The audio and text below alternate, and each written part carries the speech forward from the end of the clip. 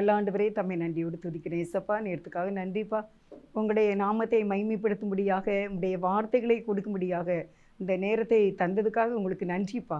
தகப்பனே, ஸ்தோத்திரம். பேசுங்க ஆண்டவரே. உம்முடைய வல்லமையுள்ள வார்த்தை, அதிகாரமுள்ள வார்த்தை ஆண்டவரே தம்முடைய பிள்ளைகளுக்கு ஏற்றதாக இருக்க, இதன்படி அவர்கள் வாழ்ந்து பயனடைந்து பரலோக ராஜ்யத்தை பெற்றுக்கொள்ளக்கூடிய ஆசீர்வாதத்தை கொடுக்க வேண்டும் என்று ஜெபிக்கிறேன். தாழ்த்துகிறேன் அப்பா. நீங்கள் பேசுங்கப்பா. இயேசுவின் நாமத்தில் நல்ல பிதாவே, ஆமேன், ஆமேன். ஆண்டவருக்கு நன்றி. இந்த நேரத்துக்காக ஸ்தோத்திரம். இயேசுவின் நாமத்தில் உங்களை எல்லாரையும் வாழ்த்தி வரவேற்கிறேன். இந்த நாளில் வெளிப்படுத்தல் 6வது அதிகாரத்தில் 6வது முத்திரை உடைக்கப்படுகிறது. தொடர்ந்து ஒவ்வொரு முத்திரை உடைக்கிறதை பற்றி நம்ம பார்த்து கொண்டு இருக்கின்றோம். இன்று நம்ம பார்க்க போகின்றோம் 6வது முத்திரை. ஆண்டவருடைய வருகையில், ரகசிய வருகையில் எல்லாருக்கும் அநேகர் நம்ம போயிடுவோம். சிலர் இயேசுவை ஏற்றுக்கொண்டு ரட்சிக்கப்பட்டவர்கள் கூட ஒரு பூரணமாகாதபடி இருந்தால் அவர்கள் இந்த எக்காலசத்த வருகையிலே கைவிடப்பட்டு விடுவார்கள். அந்த கைவிடப்பட்டவர்கள் 3.5 வருஷம் இந்த பூமியிலே மிகுந்த கஷ்டத்தை அனுபவிப்பார்கள். ஆனால் கோதுமை இருக்கும், வாற்கோதுமை இருக்கும், திராட்சை ரசம் இருக்கும். எல்லாமே இந்த கைவிடப்பட்ட கர்த்தருடைய பிள்ளைகளுக்காக தேவன் பஞ்சம் ஒரு பக்கம் இருந்தாலும் அவர்களுக்காக தானியத்தையும் கோதுமையும் திராட்சை ரசத்தையும் இந்த பூமியிலே தண்ணீரை எல்லாம் வைத்திருக்கின்றார். அது 3.5 வருட காலம். அதிலே அநேகர் அவர்கள் எல்லாருமே இந்த 666 என்ற நம்பர் தங்களுடைய நெற்றியிலாவது வலது கையிலாவது பொறிக்காதபடிக்கு, அதை நம்பரை ஏற்றுக்கொள்ளாதபடிக்கு கிறிஸ்துவுக்காக பசியும் பட்டினியும் நிர்வாணமும் அவர்கள் இருந்து இரத்த சாட்சிகளாக அவர்கள் மரித்து பரலோக ராஜ்யத்துக்கு தகுதிப்படுகின்றார்கள். அநேகர் இந்த 666 என்ற அந்த கிறிஸ்துவின் நம்பரை அவர்கள் வாங்கி கொண்டு நித்திய நரகத்துக்கு ஆளாகக்கூடியவர்களும் காணப்படுகின்றார்கள். இது இந்த 3.5 வருடத்திற்குள்ளே நடக்கின்ற இந்த உபத்திரவ காலம். இந்த வருகைக்கு ரகசிய வருகைக்கு பின்பாக நடக்கின்ற இந்த உபத்திரவ காலத்திலே அநேக இரத்த சாட்சிகளாக மரித்து நம்முடைய ராஜ்யத்துக்கு தகுதி உள்ளவர்களாக மாறி விடுவார்கள். மீதியான அநேகர் அவர்கள் இந்த 666 நம்பரை தங்களுடைய நெற்றியிலாவது தங்களுடைய வலது கையிலாவது அதை ஏற்றுக்கொள்வார்கள். ஆதார் கார்டு என்பது போல இந்த நம்பர் மட்டும் இல்லை என்றால் எதுவுமே வாங்கவும் முடியாது, விற்கவும் முடியாது. நீங்கள் 100 பவுன் கொண்டு கொடுத்து ஒரு பாட்டில் தண்ணி கேட்டால் கூட தர மாட்டாங்க.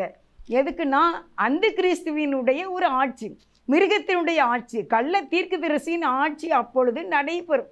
இது இயேசுவினுடைய ரகசிய வருகைக்கு பின்பாக 7 ஆண்டுகள் உபத்திரவ காலத்தில் நடக்கக்கூடிய காரியம்.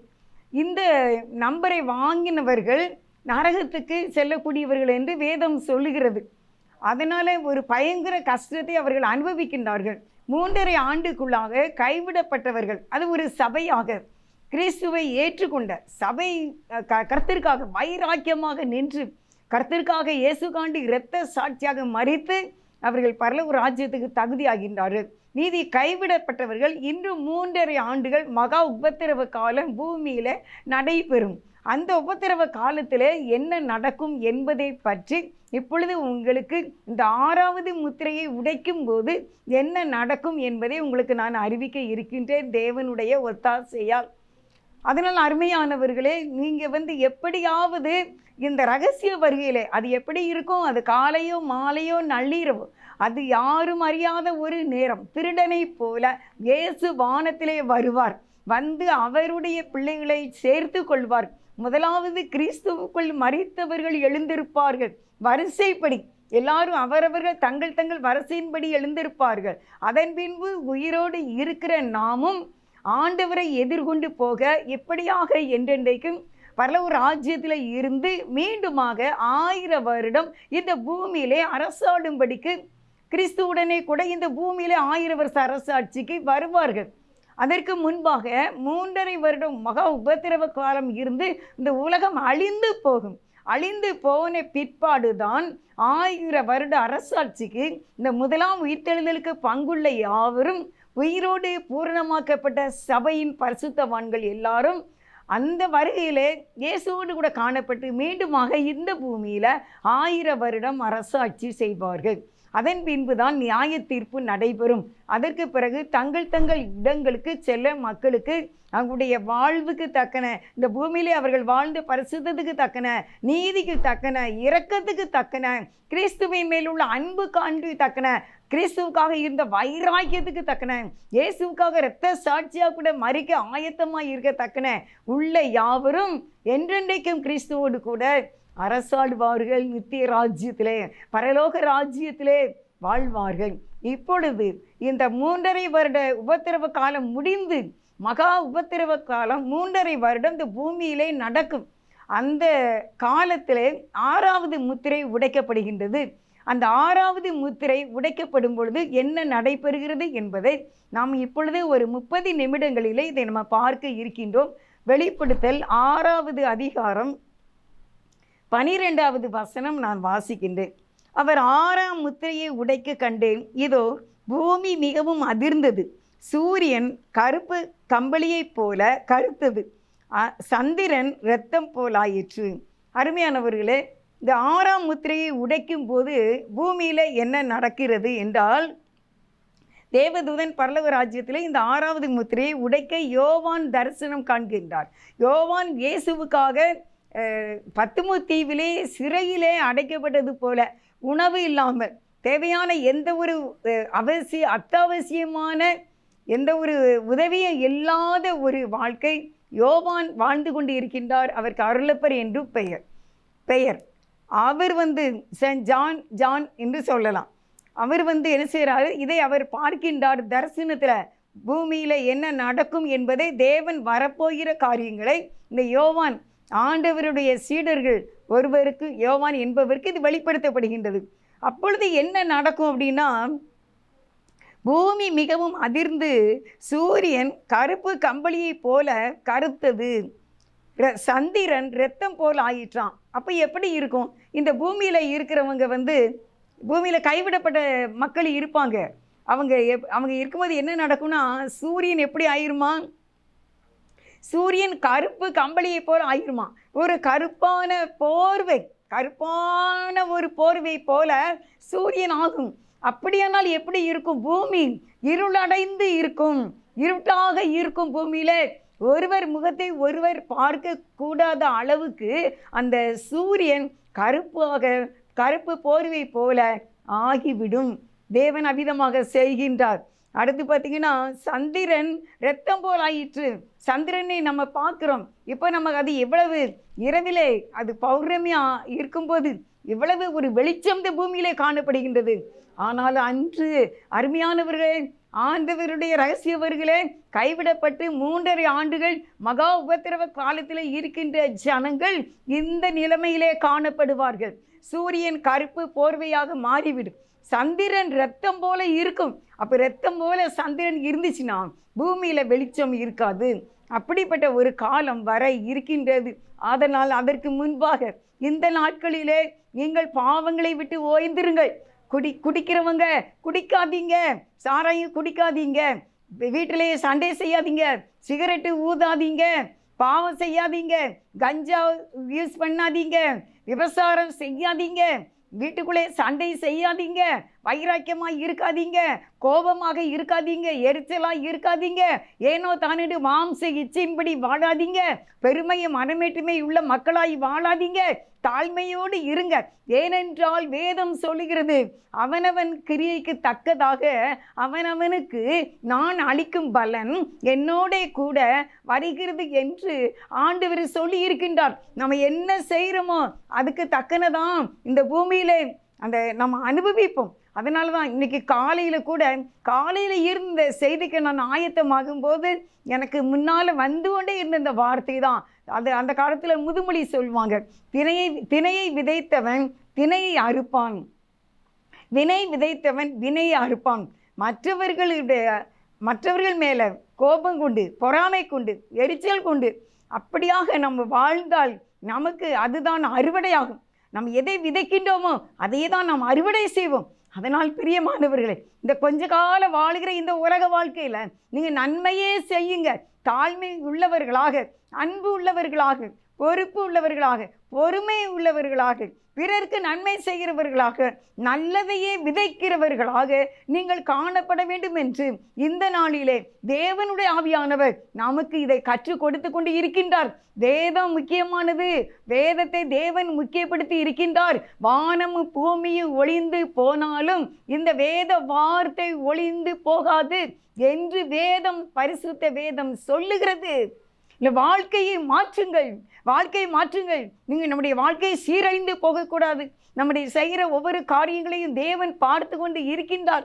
வெளிக்கு வராத மறைப்பொருள் இல்லை. ஆண்டவருக்கு தெரியாத எந்த பொருளுமே, எந்த காரியமும் இல்லை.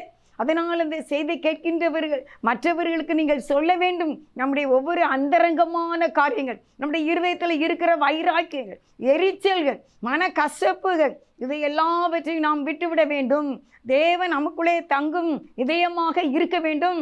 சுயம் என்னும் அரக்கன் நம்மை ஆளக்கூடாது. பரிசுத்த தேவனுடைய ஆவியானவர், பொறுமையையும் ஆறுதலையும் அளிக்கக்கூடிய சமாதானத்தின் ஆவியானவர் நம்மை இருதயத்தை ஆளுகை செய்ய வேண்டும். அருமையானவர்களே, தேவன் சொல்லுகிறார், நான் சாந்தமும் மனத்தாழ்மையுமாய் இருக்கிறேன், என்னிடத்தில் வாருங்கள், வாருங்கள், நான் சாந்தமும் மனத்தாழ்மையுமாய் இருக்கிறேன், என்னிடத்தில் வந்து கற்றுக்கொள்ளுங்கள், அப்பொழுது உங்கள் ஆத்துமா பிழைக்கும், பிழைக்கும் என்று ஆண்டவர் சொல்லுகின்றார். நம்முடைய ஆத்துமா சாகக்கூடாது, நம்முடைய ஆத்துமா பிழைக்க வேண்டும். இதயத்தை மாற்றுங்கள், கர்த்தருக்கு நேராக திருப்புங்கள், வேத வசனத்தின் அடிப்படையிலே வாழும்படிக்கு உங்களை ஒப்பு கொடுங்கள்.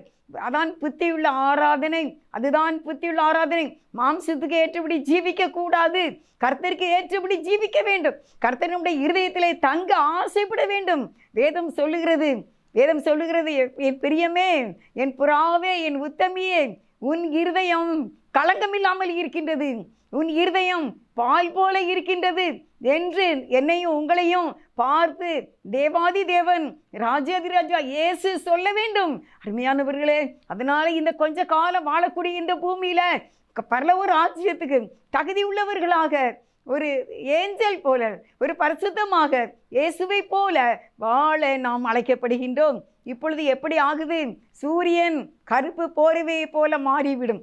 அந்த காலத்தில் நம்ம இருக்கவே கூடாது. நம்ம ஆண்டவருடைய வாழ்க்கையிலே மங்கே போய்விட வேண்டும். அருமையானவர்களே, சந்திரன் இரத்தமாக மாறும் என்று பரிசுத்த வேதம் சொல்லுகிறது. வெளிப்படுத்தல் 6வது அதிகாரம் 13வது வசனம், அத்திமரமானது பெரு காற்றினால் அசைக்கப்படும் போது அதன் காய்கள் உதிர்கிறது போல வானத்தின் நட்சத்திரங்களும் பூமியிலே விழுந்தது, விழுந்தது. இதுக்கு நான் எப்படி அல்லேலூயா சொல்ல? என்ன, ஆண்டவருடைய வருகையிலே கைவிடப்பட்ட ஜனங்கள், அவர்கள் அந்தி கிறிஸ்துவின் ஆட்சிக்கு உட்பட்டவர்கள், பொல்லாத இதயம் உள்ளவர்களாக சாத்தானுடைய ஆள்கைக்குள்ளே இருக்கின்றார்கள். அந்த நாட்களிலே ஜனங்கள் கள்ள தீர்க்கதரிசிக்கும் அந்தி கிறிஸ்துவுடைய மிருகத்துக்கும் அடிமைப்பட்டவர்களாக இருக்கும்போது பூமியிலே நடக்கின்ற காரியங்கள், அத்திமரம் எப்படி பெரிய காற்று அடிக்கும்போது காய்கள் உதிர்ந்து விழுமோ, அதே போல நட்சத்திரங்கள், வானத்தில் உள்ள நட்சத்திரங்கள் அப்படியே உதிர்ந்து கீழே விழுமா.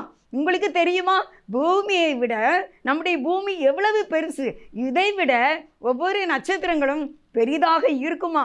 ஒவ்வொரு நட்சத்திரங்களுக்கு நட்சத்திரங்கள் வித்தியாசமாக இருக்கும். நட்சத்திரம் இங்கிருந்து பார்க்கும் பொழுது நமக்கு ஒரு சிறியது போல தோன்றுகின்றது, ஆனால் அது அப்படி அல்ல. அருமையானவர்களே, பூமியை விட மிகவும் பெரிய நட்சத்திரங்கள், அது ஒரு கல், அது ஒரு மலை போல இருக்கும். அங்கே இருந்து அந்த நட்சத்திரங்கள் எல்லாம் எண்ண முடியாத அளவுக்கு இருக்கின்ற அந்த நட்சத்திரங்கள் இந்த பூமியிலே விழுந்து கொண்டு இருக்குமாம். அப்படியானால் இந்த பூமியிலே வாழ முடியுமா? இந்த பூமியிலே வசிக்க முடியுமா? நிம்மதியாக தூங்க முடியுமா? நீங்கள் நிம்மதியாக போன் பார்க்க முடியுமா? வானத்தில் இருந்து அப்படியாக ஒவ்வொரு நட்சத்திரங்களும் பூமியிலே விழுந்து கொண்டு இருக்கும் என்று வேதம் சொல்லுகிறது. கைவிடப்பட்ட சபையிலே நம்ம இருக்கக்கூடாது, கைவிடப்பட்ட மக்களாக இருக்கக்கூடாது. எப்படியாவது நாம் அந்தி கிறிஸ்துவின் ஆட்சிக்கு தப்ப வேண்டும் என்று உங்களுடைய ஊக்கமான ஜெபம் இருக்க வேண்டும். இன்றைக்கு நம்ம பிள்ளைகளுக்கு திருமணம் நடக்கணும்னு உபவாசம் இருந்து ஜெபிக்கிறீங்களே, குழந்தை வேணும்னு உபவாசம் இருந்து ஜெபிக்கீங்களே, எத்தனையோ காரியங்கள் வேணும்னு உபவாசம் இருந்து ஜெபிக்கீங்களே, நான் வருகையில் போக வேண்டும், வருகையில் ஆண்டவரை சந்திக்க வேண்டும் என்று அந்த ஆசை நமக்கு இருக்கின்றதா? அதற்காக ஒரு வைராக்கியமான ஜெபம் இன்றைக்கு இருக்கின்றதா? அதற்காக நீங்கள் கண்ணீர் சிந்து கதறுகின்றீர்களா? அருமையானவர்களே, உண்மையான வேதத்தை நான் உங்களுக்கு சொல்லிக் கொண்டு இருக்கின்றேன். எக்கால சத்தம் ஊதும் போது இமை பொழுதிலே நாம் மறுரூபமாக்கப்பட்டு கிறிஸ்துவை சந்திப்போம். அவரை சந்திக்கும் போது அவர் எப்படி இருப்பாரோ அப்படியே நாமும் இருப்போம். அதற்காக இந்த பூமியில சுயத்தை அழித்து விட வேண்டும். சுயம் நம்மளை விட்டு வெளியே போக வேண்டும். நான் என்கிற அகம்பாவம் நம்மளை விட்டு வெளியே போய்விட வேண்டும். நம்ம தாழ்மையுள்ளவர்களாக, அன்பு நிறைந்தவர்களாக, கனி நிறைந்த ஒரு வாழ்க்கை போல நாம் காணப்பட வேண்டும். அருமையானவர்களை, இந்த நாளில் அதற்காக ஆண்டவர் நமக்கு அந்த எச்சரிப்பின் செய்தியை கொடுத்து கொண்டு இருக்கின்றார். எனக்கு அதிகமாக பழரசம் ரொம்ப பிடிக்கும் பார்த்துக்கோங்க. நான் பழரசம் எந்த ஒரு இடத்துக்கு நான் போனாலும் வந்தாலும் எனக்கு பழரசம் குடிக்கணும் அப்படின்னு இருக்கும். காப்பி டீயை விட பழரசம் குடிக்கணும் அப்படின்ட்டு இருக்கும் பார்த்துக்கோங்க. அதனால் நாங்கள் எங்கேயாவது போயிட்டு வந்தால் எங்கே பழரசம் கிடைக்கும் அந்த கடையில் நின்று ஒரு டம்ளர் பழரசம் குடிக்கணும்னா அது ஆசையாக குடிக்கணும் போல இருக்கும். நிதானமாக மெதுவாக அதை ரசித்து குடிக்கணும் அப்படின்னு நான் நினைப்பேன். நிறையா குடிக்கணும்னு நினைப்பேன். ஒரு கிளாஸு 20 ரூபான்னா 2 கிளாஸாவது வாங்கி குடிக்கணும்னு நான் நினைப்பேன் பார்த்துக்கோங்க. அது அவ்வளவு சுவையாக இருக்கும், எனக்கு பிடிக்கும். அதே போல தான் பரலோக ராஜ்யத்தை நாம் வாஞ்சிக்க வேண்டும். அந்த இனிமையான கர்த்தருடைய சந்திப்பை நாம் வாஞ்சிக்க வேண்டும். மற்றபடி இந்த உலகத்தில் ஒன்றுமே இல்லை. என்னையால் ஒன்றும் செய்ய முடியாது, உங்களாலே ஒன்றும் செய்ய முடியாது. அதனால் கர்த்தரை உண்மையாய் பற்றி கொள்ளுங்கள், கர்த்தரை சார்ந்து கொள்ளுங்கள். ஆண்டவரே எனக்கு இறங்கும் ஐயா, இந்த ரகசிய வருகையிலே நான் தம்மை சந்திக்க வேண்டும். ஆண்டவரே எனக்கு நீங்கள் எப்படியாவது கிருபை செய்யுங்க தகப்பனே. நான் எங்கே போவேனப்பா? இதோ இந்த பூமியில் நான் பிறந்து விட்டேன். நானும் ஒரு பாவிதான், நான் ஒரு பொல்லாத பிள்ளை தான். நீர் எனக்கு இறங்கும். என் இதயம் எப்படி இருக்கின்றது? என் இதயம் கல்லாக இருக்கின்றதோ? என் இதயம் எப்படி இருக்க வெண்கல கதவாக இருக்கின்றதோ? என் கதவு இரும்பு தாழ்பாலாக இருக்கின்றதோ? வேண்டாம் ஆண்டவரே, நீங்க இருக்கிறது மாதிரி நான் சாந்தமா இருக்கணும்ப்பா, நான் அமைதியா இருக்கணும்ப்பா. எனக்கு உதவி செய்யுங்கப்பா. ஆவியானவரே கெஞ்சி கேட்கப்பா, உங்களை போல என்னை மாற்றுங்கப்பா அப்படின்னு சொல்லி நம்ம ஆண்டவர்கிட்ட கேட்டிங்கன்னா, அருமையானவர்களே, தேவன் நம்மை மாற்றுவார். தேவன் நம்மை மாற்றி அந்த ரகசிய வருகையிலே நாம் அவரை சந்திக்கலாம். இப்பொழுது நம்முடைய வாழ்க்கை அவருக்கு பிரியமில்லாத ஒரு வாழ்க்கையாக இருந்தாலும் நீங்கள் இன்றைக்கு இந்த வார்த்தை கேட்கும்போது என்னை மாற்றுங்க ஆண்டவரே என்று நீங்கள் கண்ணீரோடு ஜெபம் செய்யும்போது தேவன் அதை தருவார். காடு மேடு ஓடிய ஆடு என்று என்னை வெறுத்திடவில்லை. காடு மேடு ஓடிய ஆடு என்று என்னை வெறுத்திடவில்லை. நாடி என்னை தேடிய தயவல்லவோ. பாடுவேன் வாழ்வெல்லாம் இன்பம் அன்புள்ள ஏசையா, உம் பிள்ளை நான் ஐயா. ஏசையா, அன்புள்ள ஏசையா, உம் பிள்ளை நான் ஐயா. நான் காடு மேடாக ஓடிக்கொண்டிருந்தேன். இந்த பாடலை நான் அறிந்து பாடும்போது எனக்கு அதிகமாக பிடிக்கும். நான் காடு மேடு என்று ஓடிய ஆடு, பெற்றோரை எதிர்த்து பேசி கொண்டிருந்த ஒரு ஆடு, சினிமாவையே பார்த்து உலகத்திலே வாழ்ந்து விடலாமே என்று நினைக்கின்ற ஆடாக நான் இருந்தேன். இந்த உலகத்தில் எதுக்கு என்ன வாழ்க்கை வாழணும்? கதை புஸ்தகம் வாசித்தே வாழ்ந்துடலாமே, சினிமா பார்த்தே வாழ்ந்துடலாமே அப்படின்னு நான் நினச்சிருக்கேன். நாங்கள் சின்ன பிள்ளையாக இருக்கும்போது நாடகம்லாம் எனக்கு இருந்த மாதிரி எனக்கு ஞாபகம் இல்லை. எங்கள் ஊர்லேயும் தேட்டரு கிடையாது. நாங்கள் எங்கள் ஊரில் இருந்து தூத்துக்குடிக்கு வரணும், நடந்து தான் வரணும் பார்த்துக்கோங்க. அப்போ அங்கே சினிமா தான் நாங்கள் பார்ப்போம். அப்படியே நான் நினைப்பேன், நான் படிச்சுட்டு இருக்கும்போது இந்த உலகத்தில் சினிமா பார்த்தே வாழ்ந்துடலாம், என்ன கதை புக்கு படித்தே நம்ம வாழ்ந்துடலாம். எதுக்கு இந்த உலகத்தில் மற்ற என்னது தேவை? எதுக்கு கல்யாணம் பண்ணணும்? எதுக்கு நம்ம படிக்கணும்? கதை புக்கு படித்தே வாழ்ந்துடலாம், சினிமா பார்த்தே வாழ்ந்துடலாமே அப்படின்னு நான் நினச்சேன் பார்த்துக்கோங்க. காடு மேடு, அதான் காடு மேடு என்று ஓடிய ஆடு என்று என் தேவன் என்னை வெறுத்திடவில்லை. அவருடைய அன்பால் என்னை தம்முடைய பிள்ளையாக மாற்றி, இந்த நாடகம் பொய் தான், இந்த சீரியல் பொய் தான், இந்த சினிமாலாம் பொய் தான், இது பணத்துக்காண்டி நடிக்காங்க, இது டைம் பாஸுக்காண்டி நடிக்காங்க, இது ஒரு என்டர்டெயின்மெண்ட் நடிக்காங்க, எல்லாமே மாயை தான் என்று கர்த்தர் தம்முடைய கிருபையால் என்னை ரட்சித்தார். அருமையானவர்களே, இயேசுவோடு வாழ்வது தான் இன்பம் என்று கற்றுக் கொடுத்து இருதயத்தின் ஆழத்தில் அவரை தன்னை என்னோடு கூட இணைத்து கொண்டார். அவர் என்னை பிடித்தார், தேவன் என்னை இணைத்தார் தம்மோடு கூட. இதுதான் நிலையான வாழ்க்கை என்று அந்த கதை புஸ்தகத்திலையும் சினிமாவிலையும் பார்க்கும்போது அதில் யாராவது ஒருவர் தோல்வியை சந்திப்பாங்க. விளையாட்டு நம்ம பார்ப்போம், கபடி விளையாட்டு பார்ப்போம்.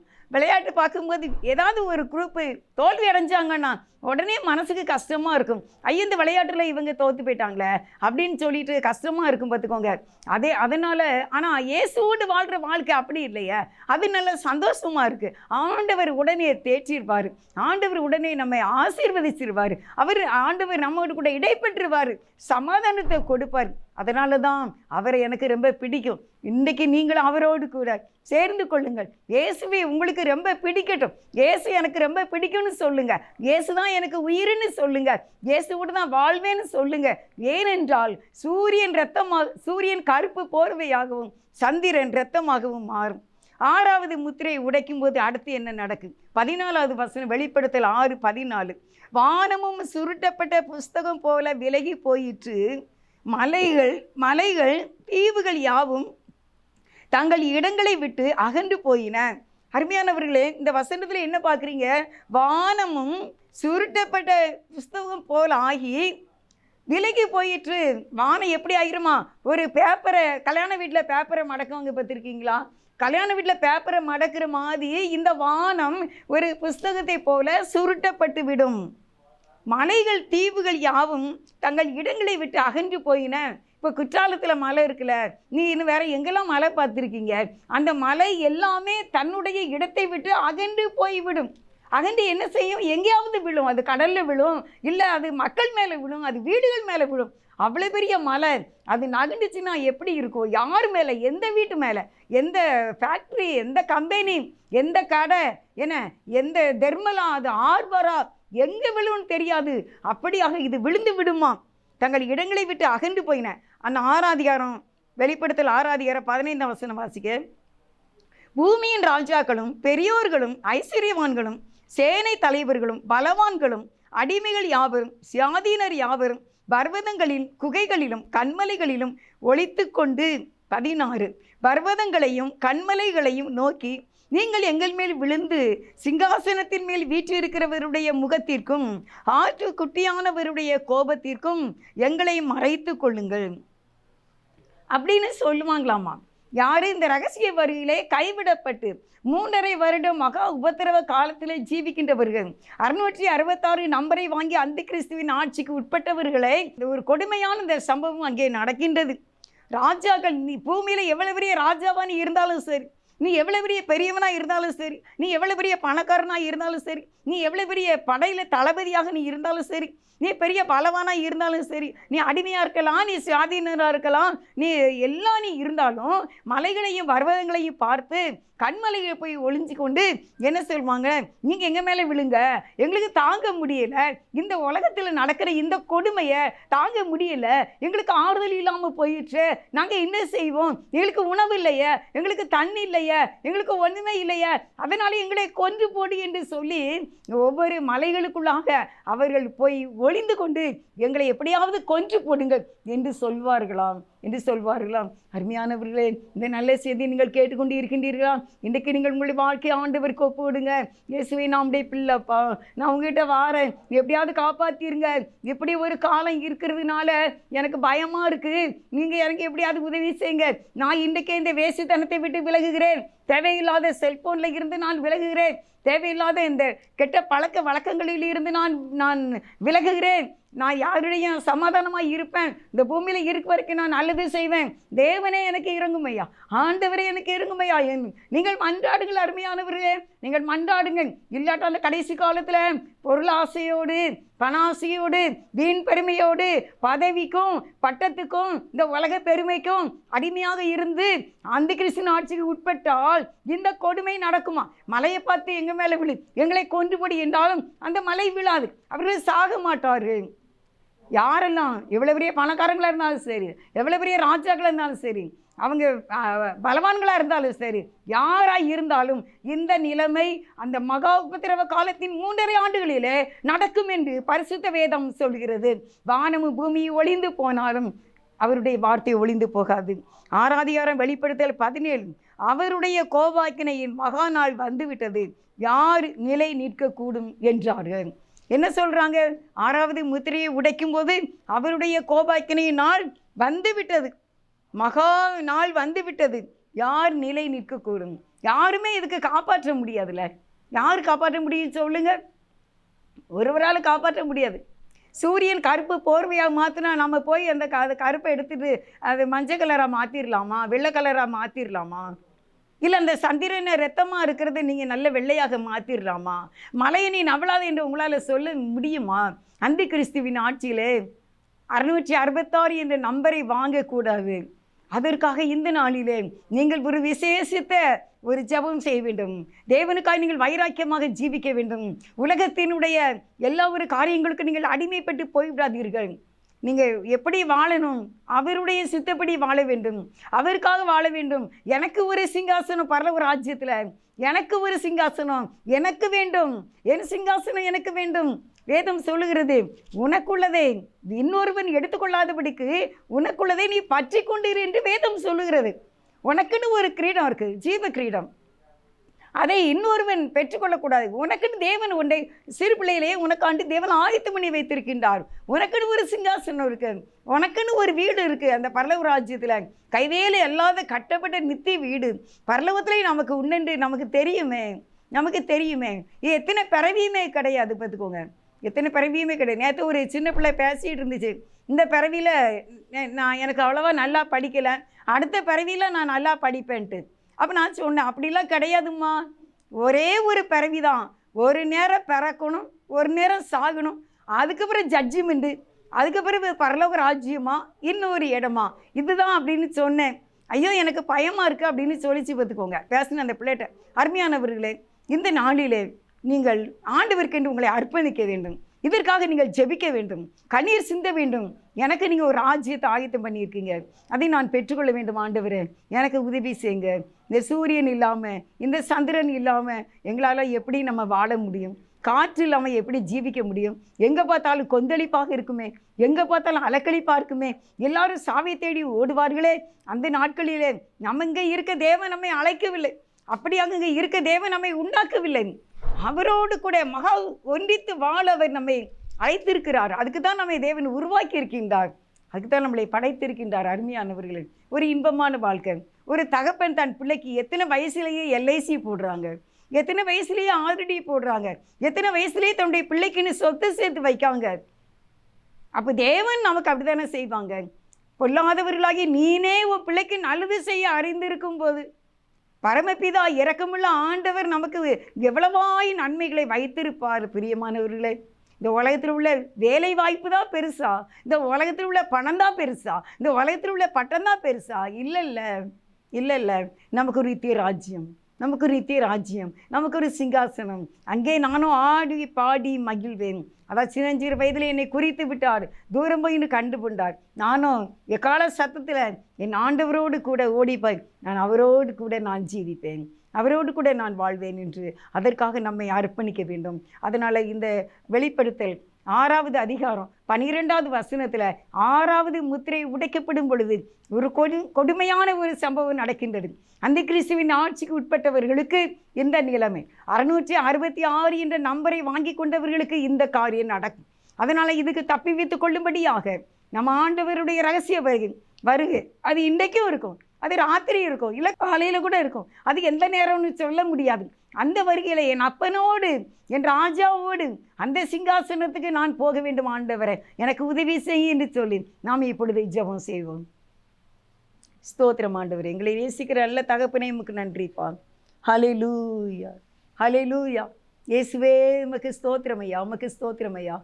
ஆண்டவரே, நாங்கள் கெஞ்சி மன்றாடுகிறோப்பா, உம்முடைய அந்த ரகசிய வருகையில் எக்கால சத்தத்துக்கு நாங்கள் ஆக வேண்டும். ஆண்டவரே, இந்த உலகத்தில் ஆண்டவரே பஞ்சமும் பசியும் பட்டினி, சூரியன் கருப்பு போர்வையாக, சந்திரன் இரத்தமாக, மலைகளெல்லாம் அகன்று போகக்கூடிய அந்த காலம் வரும் முன் எங்களை உடைய ஆண்டவரே ரகசிய வருகையில் எங்களை எடுத்துக்கொள்ள வேண்டும்.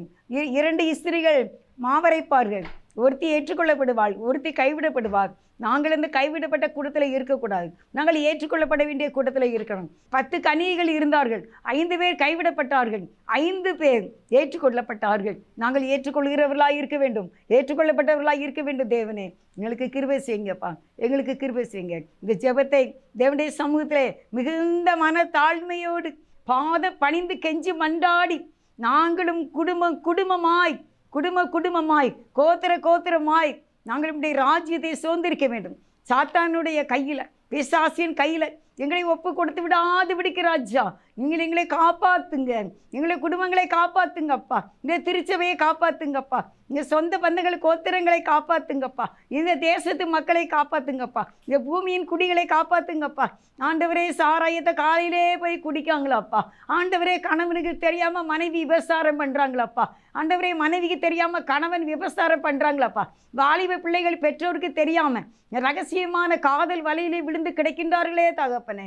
ஆண்டவரே ஸ்தோத்திரம். அநேக கடன்களை வாங்கி ஏமாற்றுகிறார்களே தகப்பனே. பிறருடைய பொருளுக்கு ஆசைப்பட்டு அதனால பலவிதமான கவலையிலே வாழ்கின்றார்களே தகப்பனே. இப்படிப்பட்டவர்களை மாற்றுங்க. இதெல்லாம் ஒன்றுமில்லை, இது எங்களை பரலோகத்துக்கு கொண்டு வராது. இயேசு மட்டும்தான் என்று உறுதியோடு இயேசுவை மட்டும் பற்றி கொண்டு வாழ எங்களுக்கு உதவி செய்ய வேண்டும் என்று, எங்களுக்கு அந்த கிருபையை தந்தருள வேண்டும் என்று, எங்களை குடும்பமாக நீர் வழி நடத்த வேண்டும் என்று, எங்களை பரிசுத்தப்படுத்த வேண்டும் என்று மிகுந்த மனத்தாழ்மையோடு இந்த ஜெபத்தை ஏறெடுக்கின்றோம். ஜீவனுள்ள நல்ல பிதாவே, ஆமென், ஆமென். God bless you.